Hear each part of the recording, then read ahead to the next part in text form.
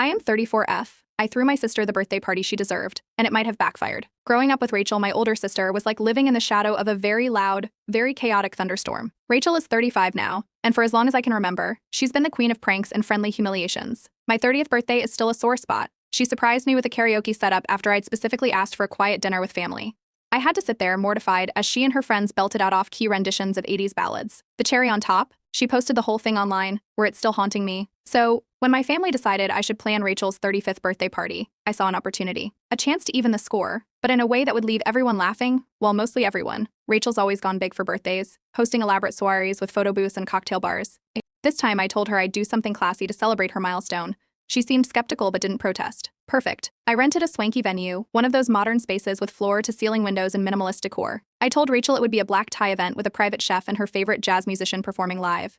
The way her eyes lit up when I mentioned it almost made me feel bad. Almost.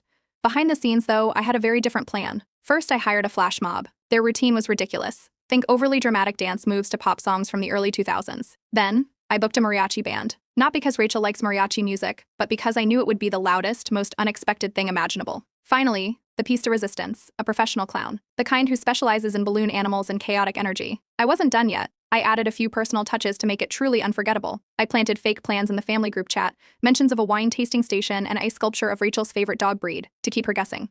I invited a few of her exes, framing it as a nostalgic gesture to celebrate her past and present. None of this raised alarms, because Rachel loves attention and thrives on spectacle. She probably thought I was finally giving her the admiration she's always demanded. To ensure she wouldn't back out, I played it straight with her. I promised a once-in-a-lifetime celebration, and even sent her a Pinterest-worthy invitation. She called me the day before, double-checking the dress code. Formal shake, I told her, knowing full well everyone else would show up in jeans and sneakers. The day of the party was a whirlwind. My best friend, Jordan, had been skeptical of the whole plan but agreed to help. We spent hours setting up. The flash mob rehearsed their moves in the parking lot while the mariachi band tuned their instruments. The clown arrived last, carting in an alarming number of props and an oversized unicycle. I almost lost my nerve when I saw how serious everyone looked in their prep. But then I thought about that karaoke machine and steeled myself. The family was split on the idea. My mom thought it was hilarious, while my dad warned me not to poke the bear. My cousins couldn't wait to see Rachel's reaction. We held a quick family meeting without Rachel to run through the logistics. Everyone agreed to play along, though a few relatives voiced concerns about potential fallout. I brushed it off. It was all in good fun, right? As guests arrived, I felt a mix of excitement and dread. People came dressed casually, just as planned, and the atmosphere buzzed with anticipation. The flash mob hid in the kitchen, the mariachi band waited in the hallway, and the clown lurked near the dessert table. I kept checking my watch, waiting for the star of the show. Rachel arrived fashionably late, of course, stepping out of her car in a glittering gown that probably cost more than my rent. She looked like she was ready for a red carpet event, not the chaos I'd orchestrated. The moment she walked through the doors, the flash mob sprang into action, launching into a high-energy routine that immediately turned heads. Rachel froze, her jaw dropping as the dancers swarmed around her. Before she could recover, the mariachi band burst into song, their trumpets and guitars drowning out everything else. Rachel's confusion morphed into disbelief as her ex-boyfriends lined up to greet her. One of them handed her a wilted bouquet, and I had to bite my lip to keep from laughing. Then the clown made his entrance. He honked his oversized horn and attempted a juggling act that ended with a loud crash. Rachel's expression was priceless, somewhere between horror and sheer disbelief. She tried to compose herself, but then someone accidentally spilled wine on her dress, and her composure snapped. She demanded to know what was going on, but I just smiled and told her it was all part of the surprise. Guests were snapping photos and live streaming the chaos, and the room buzzed with laughter. Rachel didn't find it funny. She stormed off to the bathroom, only to find the flash mob changing costumes in there. I could feel the tension rising, but I stuck to my plan. It was her turn to be the butt of the joke, and I wasn't about to back down. As the clown handed her a lopsided balloon animal, I knew this night would go down in family history, one way or another. Update 1. Rachel's grand entrance was exactly as dramatic as I'd imagined. She stepped into the venue like she was making an Oscar red carpet appearance, her shimmering gown catching the light. Everyone turned to look, some out of admiration, others struggling to suppress laughter since they were all in casual outfits. She scanned the room, clearly puzzled by the stark contrast between her formal attire and the laid-back crowd. Before she could process it, the flash mob sprang into action. A group of dancers exploded into a synchronized routine, flailing arms and energetic spins right in her path. The music blasted through hidden speakers, a mashup of upbeat pop songs that clashed hilariously with Rachel's sophisticated image. She froze, her face a mix of confusion and irritation, as the dancers surrounded her, clapping and cheering. Some guests started filming, their laughter filling the room. As the flash mob ended with an exaggerated bow, the mariachi band took over without missing a beat. The vibrant sound of trumpets and guitars overwhelmed the space, leaving Rachel visibly startled. She turned to greet guests, but the band kept shifting their performance to wherever she stood, making it impossible for her to have a conversation. By now, the crowd was eating it up. Phones were out, capturing every awkward interaction.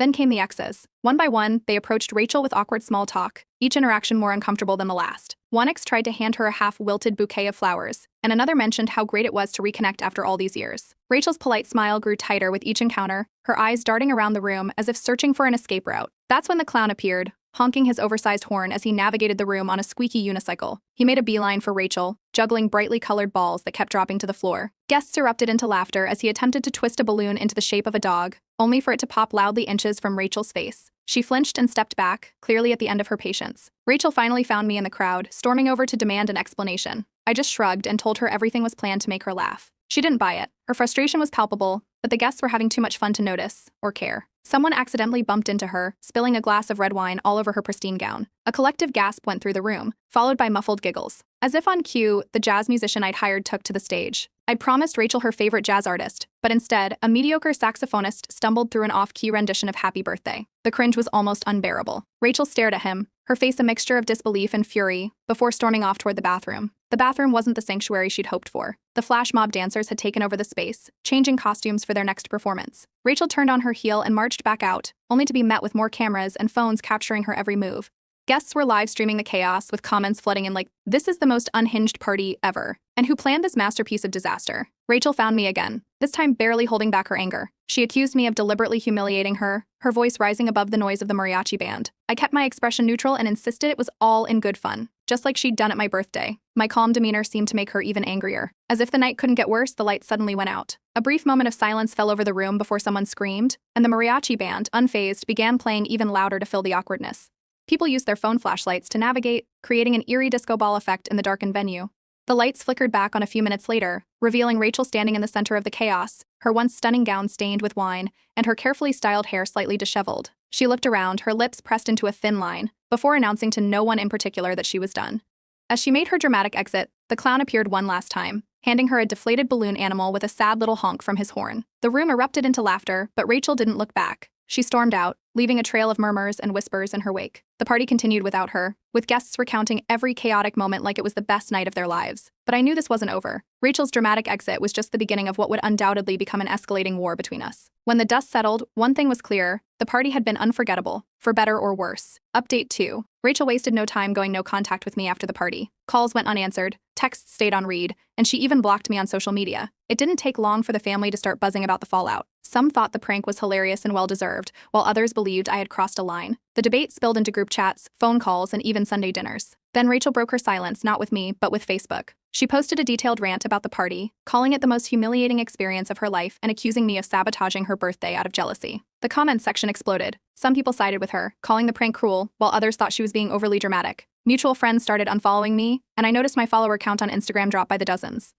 The real kicker? Rachel was already planning her revenge. I heard through the grapevine that she was organizing a special event for my next birthday. That didn't worry me too much. What could she possibly do that would top what I pulled off? But it was clear she wasn't letting this go anytime soon. Meanwhile, the family group chat turned into a war zone. Cousins, aunts, and uncles all weighed in, and it quickly escalated into finger-pointing and heated arguments. Someone suggested a family intervention, but that idea was shot down almost immediately. Rachel's allies were adamant that I needed to apologize, while my supporters defended the prank as harmless fun. In the middle of all this, I received an email from the venue. Apparently, Rachel had filed a formal complaint, claiming the party violated the booking agreement. According to her, the mariachi band and flash mob weren't in line with the venue's intended use, and she blamed me for the chaos. The venue demanded an explanation and hinted at possible additional charges. As if that wasn't enough, the mariachi band sent me an invoice for extra damages. They claimed one of their guitar strings snapped during the performance, and they'd lost tips because of the unfavorable working environment. I wasn't sure if they were serious or just trying to cash in, but it added to my growing list of problems.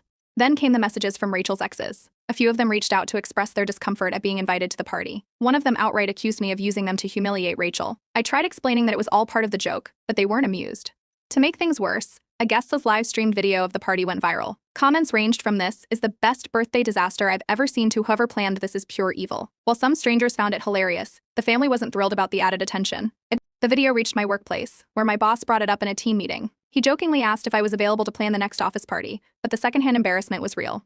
The next blow came in the form of a formal letter. Rachel had hired a lawyer to demand reimbursement for her ruined dress and the cost of therapy sessions she claimed she now needed. I stared at the letter, torn between disbelief and frustration. It felt like overkill, but Rachel was clearly playing hardball, Jordan, my best friend and co-conspirator, started expressing doubts about the whole situation. They admitted they felt guilty for helping with the prank, especially since the fallout was worse than either of us anticipated. Their change of heart stung a little, but I couldn't really blame them. The family elders finally stepped in, calling for a mediation meeting. The idea was to resolve the feud before it caused any permanent damage to relationships. When we gathered at my grandparents' house, tensions were palpable. Rachel showed up late, dressed to the nines, and didn't make eye contact with me once. The conversation quickly spiraled into a blame game, with Rachel accusing me of trying to ruin her life and me defending the prank as harmless. The elders tried to keep things civil, but the meeting ended with more hostility than resolution. By this point, it felt like the prank had taken on a life of its own. What started as a silly birthday joke had turned into a full-blown family feud, complete with lawyers, social media drama, and viral internet fame. Apologizing seemed like the obvious solution, but part of me wondered if it would even make a difference. Rachel was already in full retaliation mode, and the damage was done.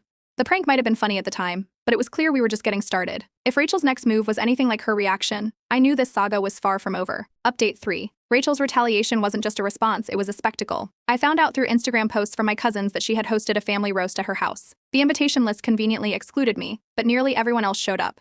Videos started circulating of staged skits where family members acted out exaggerated versions of my prank. In one, someone pretended to be a mariachi player struggling to escape the chaos. In another, someone played me, gleefully orchestrating disaster while wearing a ridiculous costume. The crowd howled with laughter, and the captions on social media hinted that Rachel had been the mastermind. Not long after, the Venmo requests started trickling in. Rachel sent demands for reimbursement for the most trivial expenses from years ago: $12 for a pizza we split in 2017, $20 for gas money from a road trip I barely remembered. Each request came with a snarky note about how she was finally collecting what was owed. It was so petty that it would have been funny if it weren't so relentless. Then came the fake obituary. Someone, clearly Rachel, posted a mock obituary for me in the family group chat. It was anonymous, but the tone was unmistakable. It described me as beloved for my sense of humor but tragically gone too far with one joke. My uncle responded with laughing emojis, but my mom wasn't amused. She called it tasteless, which only added fuel to the fire. Around the same time, I noticed my name was missing from the family holiday card. When I asked my mom about it, she admitted Rachel had taken over the design this year. The omission felt deliberate, especially when I saw the card and noticed every single family member, including distant cousins, was included. Everyone except me. Rachel's next move was hosting a dinner, under the pretense of declaring a ceasefire. I didn't go. From what I heard afterward, the dinner was more about airing her grievances and establishing her terms than making peace. She reportedly announced that she'd consider reconciliation if I publicly apologized and reimbursed her for the dress, therapy, and other emotional damages. My refusal to attend only made her angrier, and the family divide grew deeper. Then rumors started swirling that Rachel was planning to sell embarrassing childhood photos of me to tabloids. It sounded far-fetched, but with the way things were escalating, nothing seemed off-limits. Around the same time, I realized she had blocked me on all her social media accounts. Mutual friends confirmed she'd been posting passive-aggressive stories about toxic siblings and learning to cut people off. The clown-themed gifts began arriving at my office shortly after. First, it was a bouquet of clown-shaped balloons. Then, a package containing a red clown nose and oversized shoes. A coworker joked that I had a secret admirer, but the packaging and anonymous notes made it clear these were from Rachel. The final straw came when a family heirloom, an antique bracelet that had been passed down for generations, went missing. Rachel immediately pointed the finger at me, claiming I'd taken it out of spite. She told anyone who'd listen, and soon enough, people were calling me to ask if the accusation was true. I had nothing to do with it, but the damage was done. Rachel demanded that I be excluded from upcoming family gatherings until I formally apologized. It was an absurd request, but some relatives actually sided with her. To counter her move, I decided to organize my own family gathering. The idea wasn't to one-up her, but to give the rest of the family a neutral space without all the drama. Surprisingly, a good number of people RSVP'd. That only made Rachel more furious. She posted a scathing rant on Facebook about divide-and-conquer tactics. Mutual friends decided to intervene. They arranged a meeting, hoping to mediate between us. It didn't go well. Rachel spent most of the time recounting every perceived slight from the past decade, while I sat there biting my tongue. The conversation ended with both of us storming out, leaving our friends shaking their heads. As the feud dragged on, I started keeping a list of petty revenge ideas. Nothing too crazy, just enough to keep Rachel on her toes. I wasn't planning to act on them yet, but having the list gave me some sense of control in what felt like an escalating circus. The prank war was no longer just about the birthday party. It had become a battle of wills, with each of us trying to outdo the other. And while I wasn't sure how or when it would end, one thing was certain: the stakes were only getting higher. Update 4. It started with an envelope in my mailbox, a notice that Rachel had filed a small claims lawsuit against me. She was demanding reimbursement for her ruined dress, therapy sessions, and what she termed emotional damages. I almost laughed at how ridiculous it was, but quickly realized this was her way of escalating the feud. The filing listed every perceived slight from the party, complete with a dollar amount attached to each grievance. It felt like a theatrical performance turned legal document. While I was still processing the lawsuit, the family elders called for another intervention. The meeting, held at my grandparents' house, started tense and only got worse. Rachel arrived half an hour late, armed with a folder of printed screenshots from group chats and social media posts, as if she were presenting evidence in court. The discussion devolved into shouting within minutes, with Rachel accusing me of being emotionally destructive and me pointing out her years of pranks at my expense. By the time she stormed out, slamming the door, the room was split between awkward silence and quiet murmurs about how the family was falling apart. Not long after, Rachel hosted a family BBQ at her house. Once again, I wasn't invited. The event looked innocent enough at first, just a summer gathering in her backyard. But then the social media posts started rolling in. Photos showed her wearing a custom apron that read, "BBQ'd but not burned," while the captions took thinly veiled shots at me. Great to enjoy family without the drama. The irony of her throwing a party centered on excluding me wasn't lost on anyone, least of all me. I decided to respond in kind. A bouquet of clown-shaped balloons was delivered to Rachel's house the following week. The card read simply, "Lighten up." It was meant as a harmless joke, but it hit a nerve. She filed a defamation complaint, claiming the viral party video had damaged her reputation. While I was trying to wrap my head around that, our cousins decided to jump into the mix. They created a TikTok account solely dedicated to reenacting the infamous birthday party. Using wigs, costumes, and over-the-top acting, they exaggerated every chaotic detail. One cousin even played Rachel, complete with a fake wine-stained dress. The account gained traction, racking up thousands of views and comments. While I found it amusing, it only made Rachel angrier. Rachel's retaliation escalated to a whole new level when she contacted a local journalist. A headline soon appeared in a small-town newspaper, "Sibling rivalry goes too far, the party that split a family." The article detailed the prank and its fallout, painting Rachel as the victim of a calculated scheme. The writer even managed to find someone from the mariachi band to give a quote about the unprofessional atmosphere. By this point, rumors were flying. Someone told me Rachel was planning a tell-all memoir titled Pranked for Life, My Journey to Emotional Independence. It sounded absurd, but with everything else she'd done, I couldn't rule it out. Meanwhile, whispers started circulating that I had forged the mariachi band's invoice to avoid paying them. I didn't even know where that idea came from, but Rachel seemed intent on making it stick. A third family mediation meeting was called, and like clockwork, Rachel arrived late. She walked in with a dramatic sigh, announced that this would be her final attempt at reconciliation, and left halfway through. Before leaving, she declared the family irreparably broken and claimed she needed to focus on her own healing. The meeting ended with everyone more frustrated than when it began. In the weeks that followed, I discovered Rachel had been subtweeting about me nonstop. Her posts described a sociopath in family clothing and included cryptic remarks about cutting toxic people out of her life. Mutual friends started reaching out, telling me Rachel had been contacting them to choose sides in the feud. One friend admitted Rachel even hinted at hiring a private investigator to dig into my financial history. The next big family event was a reunion hosted at a neutral venue. I debated whether to go but ultimately decided I wouldn't let Rachel scare me off. She showed up wearing a t-shirt that read, "I survived my birthday surprise." It was as if the shirt was a walking declaration of war. Throughout the event, she made pointed remarks and exaggerated sighs every time I entered the room. The final straw came when Rachel accused me of leaking family secrets to an anonymous Reddit account. She claimed posts detailing family arguments and drama could only have come from me. While I denied it, the accusation was enough to stir up more tension. People started questioning if I was airing dirty laundry online, which only deepened the divide. At this point, the feud had spiraled so far out of control that it felt like a bad reality TV show. What had started as a prank had become a full-scale family disaster, and with Rachel's latest accusations, it seemed like things were far from over. Update 5. The small claims court date felt like the climax of a soap opera. The waiting room was filled with familiar faces, family members who'd come to watch the showdown. Some sat quietly, avoiding eye contact, while others whispered amongst themselves, clearly taking sides. Rachel arrived flanked by her lawyer, carrying a folder stuffed with what I assumed were receipts and screenshots. I stood alone, trying to project calm but fully aware of the circus we'd created. The hearing began with Rachel's lawyer laying out her case. He argued that the prank had caused Rachel significant emotional and financial distress, citing the ruined dress, therapy bills, and the social media backlash she'd faced.